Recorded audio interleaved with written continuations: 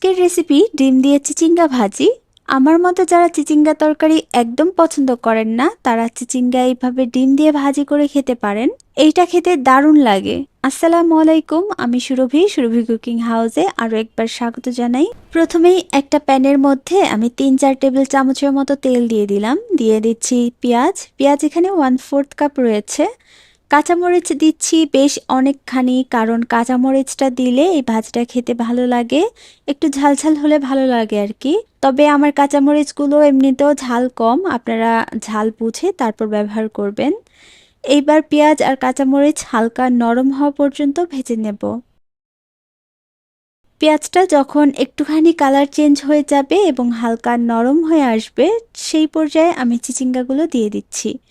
চিচিঙ্গাগুলোকে কিভাবে কেটেছি আমি আপনাদের দেখাচ্ছি, দেখুন। একদম পাতলা পাতলা করে কাটতে হবে। এইভাবে পাতলা করে কাটলেই কিন্তু ভাজিটা খেতে ভালো লাগে। মোটা করে কাটলে খাবারের স্বাদ পুরো চেঞ্জ হয়ে যাবে, তাই আবারও বলছি ভাজিটাকে এইভাবে পাতলা করে কাটতে হবে। এবার নেড়ে মিশিয়ে নিয়ে দিয়ে দিচ্ছি লবণ পরিমাণ মতো। লবণটা দিয়ে আবারও একটু নেড়ে নিচ্ছি। এই ফাঁকে আপনারা আমার এই রেসিপিটি কে কোন জায়গা থেকে দেখছেন অবশ্যই কমেন্ট করে ফেলুন। আপনার কমেন্ট আমাকে নতুন নতুন রেসিপি বানাতে অনুপ্রেরণা যোগায়। এইবার ঢাকনা দিয়ে ঢেকে ৬ থেকে ৭ মিনিটের জন্য রান্না করছি। মাঝে একবার নেড়ে দিয়েছিলাম। এখন এগুলোকেও একটু নেড়ে মিশিয়ে নিব। ৬-৭ মিনিটের মধ্যেই কিন্তু ভাজিটা সেদ্ধ হয়ে যায়, এর থেকে বেশি সময় লাগার কথা না। এগুলোকে এক সাইড করে এবার ২টা ডিম দিয়ে দিচ্ছি, আর ডিমের মধ্যে একটুখানি হলুদের গুঁড়া আর একটুখানি পরিমাণ মতো লবণ দিয়ে দিব। হলুদটা না দিলে এই ডিমটা সাদাটে দেখায় এবং খেতে খুবই বিচ্ছিরি লাগে আমার কাছে, কারণ কালার সুন্দর না আসলে খাবার আমার খেতে ভালো লাগে না, তাই দিয়েছি। আপনারা চাইলেই স্কিপ করতে পারেন। ডিমটা এভাবে নেড়ে চেড়ে স্ক্রাম্বল বানিয়ে তারপর ভাজির সাথে মিক্স করে নিতে হবে।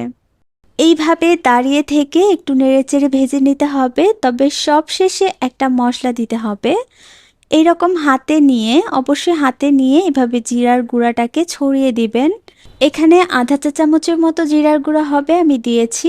এবার আরেকটু নেড়ে নিব ১ মিনিটের মতো, জাস্ট এখন নেড়ে এই ভাজিটাকে নামিয়ে নিতে হবে। এই ভাজিটা বানানো এত সহজ, কিন্তু খেতে এত মজা লাগে। সবচেয়ে মজা লাগে গরম গরম ভাতের সাথে। বাসায় একবার হলেও এই ভাজিটা রান্না করে দেখবেন, এটা খেতে অবশ্যই মজা লাগবে সবার কাছে। আজকের রেসিপি কেমন লেগেছে জানাতে ভুলবেন না। আজকে এখানেই বিদায় নেব। রেসিপি ভালো লাগলে চ্যানেলটি সাবস্ক্রাইব করবেন। আল্লাহ হাফেজ।